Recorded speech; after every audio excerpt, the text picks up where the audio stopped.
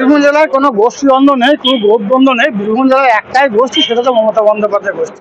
বীরভূম জেলার যে 11টা সিট আছে, 11টা সিটে তৃণমূল কংগ্রেস জিতবে, বিরোধীরা গোহারা হারবে। কিন্তু সে দ্বন্দ্বটা কোনো কোনো প্রভাব পড়বে না। বীরভূম জেলা 11টা তৃণমূল।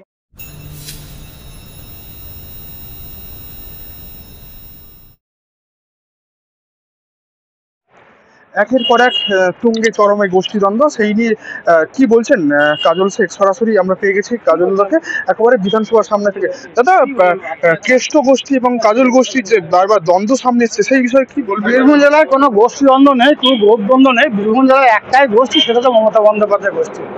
এটা আমার মনে হয় সাংবাদিক বন্ধুরা তারা ভুল ব্যাখ্যা করছেন। বীরভূম জেলায় কোনো গোষ্ঠীদ্বন্দ্ব নেই, কোনো গ্রুপদ্বন্দ্ব নেই। বারবার জমি দখল, জমির এবং মাটি এইসব নিয়ে বারবার ঝামেলা হয়েছে এবং দেখা যাচ্ছে কাকুরতলা এলাকায় বোমাবাজি এবং এক তৃণমূল কর্মীর পা উড়ে যাওয়া, একজনকে পিটিয়ে মারা, এরকম ঘটনা। দেখুন, সেগুলো পারিবারিক ঝামেলা। যে বা যারা করেছে তারা সমাজ বিরোধী বলে আমি মনে করি। আর বীরভূম জেলা পুলিশ প্রশাসন অতি সক্রিয় আছে, তারা সক্রিয়তার সঙ্গে সেগুলো দেখছে এবং যারা প্রকৃতপক্ষে অপরাধী তারা গ্রেপ্তার হচ্ছে।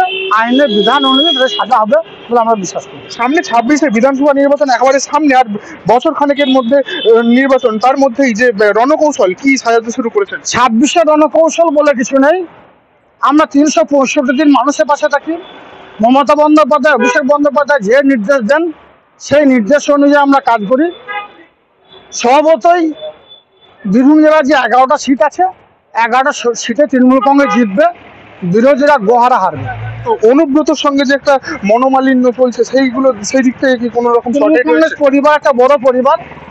ভাইয়ে ভাইয়ে দ্বন্দ্ব হয়, বাবা ছেলে দ্বন্দ্ব হয়, মা ছেলে দ্বন্দ্ব হয়, হতেই পারে। কিন্তু সে দ্বন্দ্বটা কোনো প্রভাব পড়বে না। বীরভূম জেলা 11টা তৃণমূল কংগ্রেস জয়ী। বিজেপিরা চাইছে যে বিজেপিরা নাকি 26-এ রাজ্যে সরকার গঠন করতে চলেছে। হাস্যকর কথা বলছেন, কথাটা শুনে হাসি পাচ্ছে। আগেই বলেছিল আবকি বার 200 পার, কত গিয়েছে দেখেছেন। এবার সামনে 26-এর নির্বাচন, একটা ওয়েট করুন, দেখতে পাবেন আমরা 250 পার করে ছাড়বো।